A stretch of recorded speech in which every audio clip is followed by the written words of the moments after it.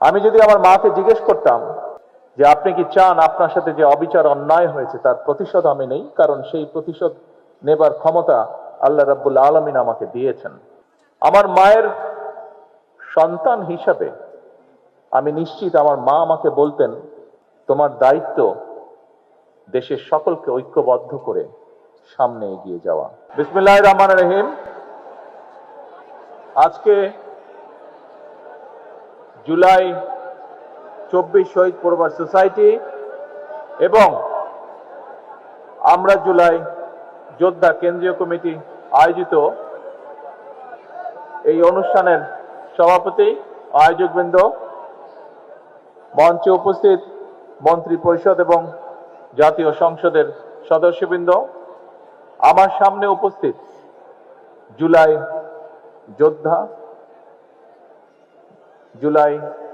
যোদ্ধা শহীদ যোদ্ধা পরিবারের সদস্যবৃন্দ এবং আমার সামনে উপস্থিত বিগত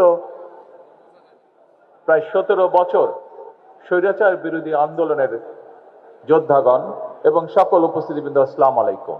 প্রিয় উপস্থিতিবৃন্দ,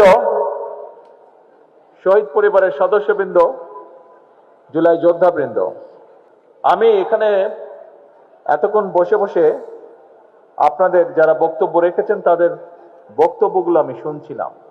এখানে বিভিন্ন মানুষ বক্তব্য রেখেছেন। কেউ বক্তব্য রেখেছেন যারা আপনজনকে এই জুলাই আন্দোলনের সময় অথবা বিগত 17 বছরের আন্দোলনের সময় হারিয়েছেন আপনজনকে। এখানে এমন মানুষ বক্তব্য রেখেছেন যারা বিগত 17 বছর স্বৈরাচার বিরোধী আন্দোলনে অথবা জুলাই আন্দোলনে অন্ধ হয়েছেন বা পঙ্গুত্ব বরণ করেছেন। আপনারা আপনাদের বক্তব্য রেখেছেন। আপনাদের মাধ্যমে অনেকে বক্তব্য রেখেছে বা তাদের কথা বলেছে। কেউ কেউ বিভিন্ন রকম দরখাস্ত বা চিঠির মাধ্যমে তাদের বক্তব্য আমাকে উপস্থাপন করেছেন। সবার কথার মোটামুটিভাবে একটি মূল সারমর্ম যে আমরা বিভিন্নভাবে আত্মত্যাগ করেছি, আমাদের কেউ জীবন দিয়েছে আপনজন, কাজেই তার একটি মূল্যায়ন বা স্বীকৃতি আমরা চাই। প্রিয় শহীদ পরিবারের সদস্য, প্রিয় স্বৈরাচারের বিরোধী এবং জুলাই আন্দোলনের যোদ্ধাবৃন্দ, অবশ্যই এই মূল্যায়ন আপনাদের প্রাপ্য। তবে আমি যে চেয়ারটাতে বসেছিলাম ওই চেয়ারটাতে বসে আমি চিন্তা করছিলাম, আমি যদি এই মুহূর্তে আমার মাকে যদি জিজ্ঞেস করতে পারতাম, মা, গত 17 বছর আপনার উপরে যে মানসিক এবং শারীরিক নির্যাতন হয়েছে, আপনি কি চান আমি তার প্রতিশোধ নেই? কারণ সেই এক মিনিট আগে এখন আমাকে কথা বলতে দিতে হবে। 1 মিনিট আমার কথা শুনতে হবে, আপনাদের কথা আমি শুনেছি। আমি যদি আমার মাকে জিজ্ঞেস করতাম যে আপনি কি চান আপনার সাথে যে অবিচার অন্যায় হয়েছে তার প্রতিশোধ আমি নেই, কারণ সেই প্রতিশোধ নেবার ক্ষমতা আল্লাহ রাব্বুল আলামিন আমাকে দিয়েছেন। আমার মায়ের সন্তান হিসাবে আমি নিশ্চিত আমার মা আমাকে বলতেন, তোমার দায়িত্ব দেশের সকলকে ঐক্যবদ্ধ করে সামনে এগিয়ে যাওয়া, দেশকে সামনে নিয়ে যাওয়া। আমি যদি আমার ভাইটিকে জিজ্ঞেস করতে পারতাম যে তুমি কি চাও তোমার সাথে যে অন্যায় যে অবিচার হয়েছে, যেভাবে তোমাকে মৃত্যুর মুখে ঠেলে দেওয়া হয়েছে, যারা এর জন্য দায়ী তাদের বিরুদ্ধে আমি প্রতিশোধ নেই, কারণ সেই ক্ষমতা আল্লাহ আমাকে এখন দিয়েছেন। আমি নিশ্চিত দুভাই আমরা একসাথে বড় হয়েছি, তাকে আমি চিনি, তাকে আমি জানি, একই রক্ত আমাদের শরীরে প্রবাহিত। আমার ভাইটিও সেই একই উত্তর দিত যে উত্তরটি আমার মা আমাকে দিতেন। প্রিয় ভাই বোনেরা, আমি 17 বছর আগে যখন এই দেশ ছেড়ে চলে যেতে বাধ্য হয়েছিলাম, আমি কি অবস্থায় গেছিলাম সেই বিবরণে আমি যেতে চাই না। তবে যখন আমি চলে যাই তখন আমার বহু সহকর্মীকে আমি দেখে গিয়েছিলাম। 17 বছর পরে যখন দেশে ফিরে আসার সৌভাগ্য হয়েছে, আমি ফিরে এসে আমার অনেক সহকর্মীকে পাইনি। আমি জুলাই আন্দোলনের আগেও আমার বহু সহকর্মীকে দেখেছিলাম,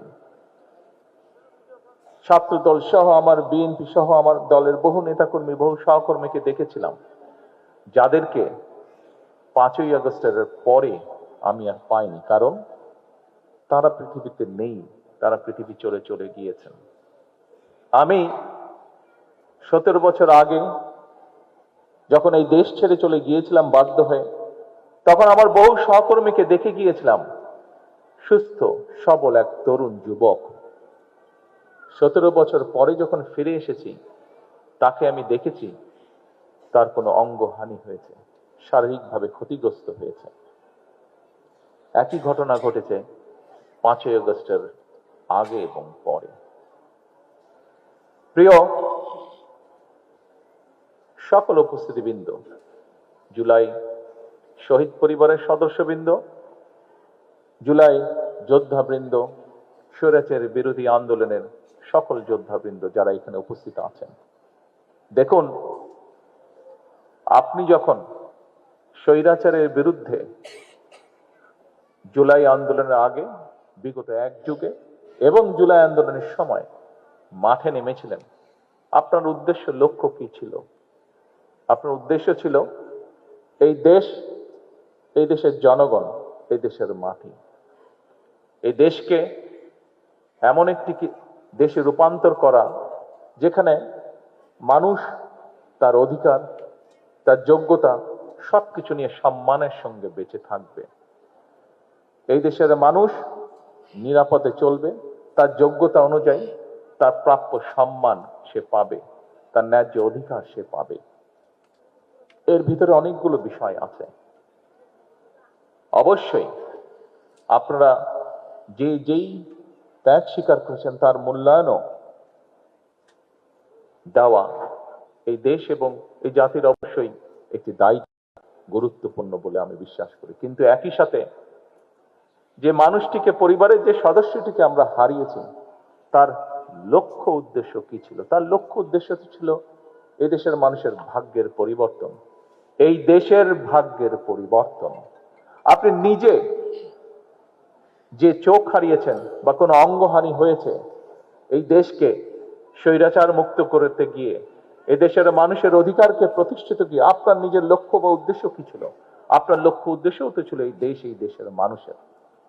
তাহলে এখন যখন একটি পরিবর্তন হয়েছে, এখন যখন এই দেশের মানুষ স্বৈরাচার মুক্ত একটি দেশকে প্রতিষ্ঠিত করতে পেরেছে, তাহলে যে জন্য আপনি সেদিন নিজের জীবন বাজি রেখে রাজপথে এসেছিলেন, যে জন্য সেদিন আপনাকে দেখে উদ্বুদ্ধ হয়ে এই দেশের লক্ষ কোটি জনতা দলমত নির্বিশেষে, রাজনৈতিক নিরপেক্ষ জনতা সেদিন যে নেমে এসেছিল, সেই নেমে আসা থেকে কেন আমরা শ্রদ্ধার সঙ্গে গ্রহণ করব না?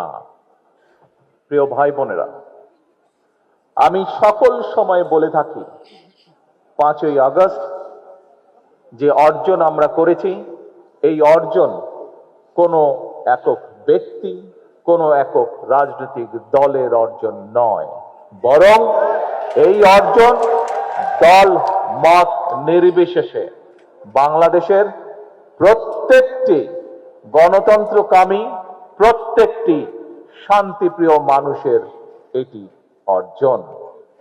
এই অর্জন করতে গিয়ে আপনাদের যারা উপরে বসে আছেন, এপাশে যারা বসে আছেন আমার হাতের ডান দিকে, তারা হয়তো দেখতে পাচ্ছেন, নিচে যারা বসে আছেন তারা প্রত্যেকে যদি আপনাদের ডান দিকে তাকান, দেখবেন একটি ব্যানার আছে, ব্যানারে লেখা আছে জুলাইয়ে শহীদ হওয়া সর্বকনিষ্ঠ ফুলগুলো। জাতিসংঘের হিসাব অনুযায়ী 65 জন শিশু সেদিন শহীদ হয়েছিল। এই বাচ্চাগুলো শহীদ হয়েছিল, তাদের কি কোনো অপরাধ ছিল? তাদের অপরাধ ছিল না। কিন্তু দেশকে স্বৈরাচার মুক্ত করতে গিয়ে যেভাবেই হোক এই শিশুগুলো সেদিন জীবন দিয়েছে। এইরকম এখানে স্বরাষ্ট্রমন্ত্রী উল্লেখ করে গিয়েছেন যে জাতিসংঘের হিসাবে প্রায় 1400 মানুষ সেদিন শহীদ হয়েছিলেন। সেই উত্তাল দিনগুলোতে যতটুকু সম্ভব হয়েছে আমার পক্ষে, আমি যতটুকু বিভিন্নভাবে শত বাধা বিপত্তির মধ্যেও বিভিন্নভাবে খোঁজ করছিলাম আমার নেতাকর্মীদের মাধ্যমে, এই রাকিব সেদিন সেখানে ছিল, সেই মধ্যে আমাদের আবিদ সেখানে ছিল সেদিন, এই পাটোয়ারি সেখানে ছিল সেদিন, আরো অনেকে এখানে উপস্থিত যারা সেদিন, যাদের মাধ্যমে আমি বিভিন্নভাবে খোঁজ করছিলাম। আমার হিসাব মতেন, হ্যাঁ অনেকে অনেক হিসাব দিয়েছে, কিন্তু আমার হিসাবের মতে শুধু জুলাই আন্দোলনেই শহীদ হয়েছে অন্তত 2000-এর মতন মানুষ। 30,000-এরও বেশি মানুষ বিভিন্নভাবে সেদিন ক্ষতিগ্রস্ত হয়েছেন শারীরিকভাবে। আজকে সমগ্র বাংলাদেশের মানুষের প্রত্যাশা, যে জন্য এতগুলো মানুষ জীবন দিয়েছে, এই মঞ্চে অন্তত আমি আমার কথা এবং স্বরাষ্ট্রমন্ত্রীর কথা বলতে পারি। মঞ্চের সামনে খোকন বসে আছে, মঞ্চের সামনে রাকিব বসে আছে, পাটোয়ারিকেও মাঝে মাঝে দেখি আমি, সত্তার পাটোয়ারিকে আমি মাঝে মাঝে দেখি শারীরিক যন্ত্রণায় আত্মনাদ করে। আমরা অত্যাচারিত হয়েছে, শারীরিকভাবে অত্যাচারিত হয়েছে, প্রত্যেকটা, যে কটি নাম বলেন প্রত্যেকটা মানুষ, এখানে আরো শত শত মানুষ আপনারা যারা বসে আছেন এখানে আছেন, বিভিন্নভাবে শারীরিকভাবে নির্যাতিত হয়েছেন। শারীরিক যন্ত্রণার সাথে সাথে শারীরিক নির্যাতনের মাধ্যমে মানসিকভাবে নির্যাতিত হয়েছেন। এখানে তো প্রায় সকল যারা উপস্থিত আছেন নির্যাতিত প্রত্যেকটি মানুষ গায়েবী মামলার শিকার হয়েছেন। সমগ্র বাংলাদেশে বিএনপির প্রায় 60 লক্ষের মতন নেতাকর্মী মিথ্যে মামলার শিকার হয়েছে, নির্যাতিত হয়েছে বিভিন্নভাবে। কিন্তু প্রিয় ভাই বোনেরা, আজকে আপনাদের সকলের কাছে একটি সহযোগিতা চাই আমি, যে আপনজনকে আপনারা হারিয়েছেন, তারও তো লক্ষ্য ছিল এই দেশের মানুষের ভাগ্যের পরিবর্তন, তারও তো লক্ষ্য ছিল এই দেশের ভাগ্যের পরিবর্তন। আপনি যে এই মানুষ নিজে ক্ষতিগ্রস্ত হয়েছেন কোনো না কোনো ভাবে, তারও তো লক্ষ্য ছিল এই দেশের মানুষের ভাগ্যের পরিবর্তন, এই দেশের মানুষের রাজনৈতিক এবং অর্থনৈতিক অধিকার প্রতিষ্ঠিত করা। আসুন, আমি প্রথমেই বলেছি, রাষ্ট্র দেশ তার যথাসাধ্য দিয়ে আপনাদেরকে মূল্যায়নের চেষ্টা করবে, আপনাদের আত্মত্যাগকে মূল্যায়ন করবে, কিন্তু একই সাথে আপনাদের আত্মত্যাগকে যেরকম মূল্যায়ন করবে, আপনাদের বিরুদ্ধে যে অন্যায় হয়েছে, আপনাদের বিরুদ্ধে যে অন্যায় হয়েছে, যেভাবে আপনার আপনজনকে হত্যা করা হয়েছে, অবশ্যই তার জন্য যারা দায়ী তাদেরও বিচার হবে এই দেশের আইন অনুযায়ী। তবে এবং আপনারা দেখেছেন এখানে এই মঞ্চ থেকে আপনাদের জানা আছে, তারপরেও আপনাদেরকে স্মরণ করে দেওয়ার জন্য স্বরাষ্ট্রমন্ত্রী উনি উল্লেখ করেছেন এরই ভিতরে কতগুলো বিচার কার্য সম্পন্ন হয়েছে, লোয়ার কোর্টে বিচার কার্য সম্পন্ন হয়েছে।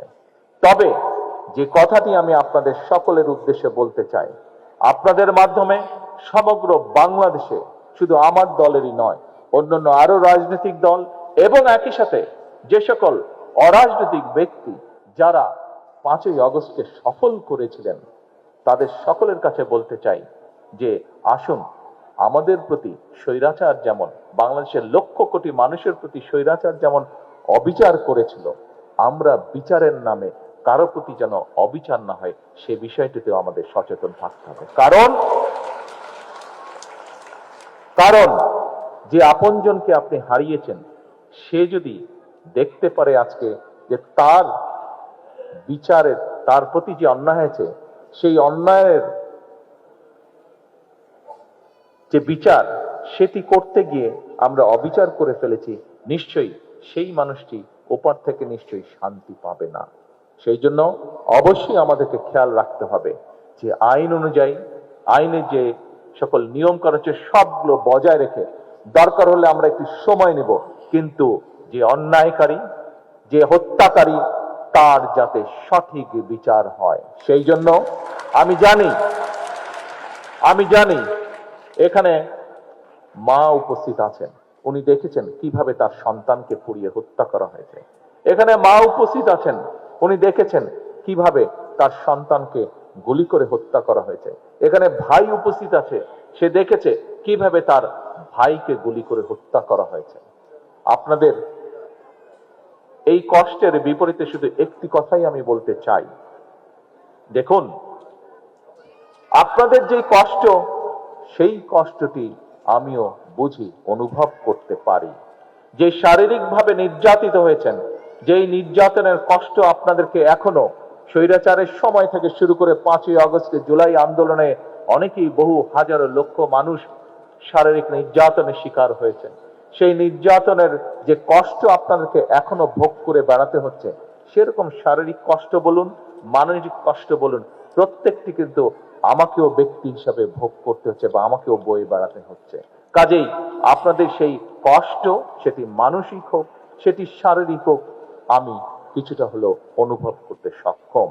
কিন্তু যে কথাটি বলেছি, আসুন আমরা যাদেরকে হারিয়েছি, আপনারা যারা কষ্টে শিকার ভোগ করেছেন, যন্ত্রণা শিকার ভোগ করছেন, প্রত্যেকই আমাদের লক্ষ্য ছিল, প্রত্যেকেরই লক্ষ্য ছিল এই দেশ, এই দেশের মানুষ, এই দেশের মানুষ, এই দেশের মাটি, অর্থাৎ মানুষের ভাগ্যের পরিবর্তন, দেশের ভাগ্যের পরিবর্তন।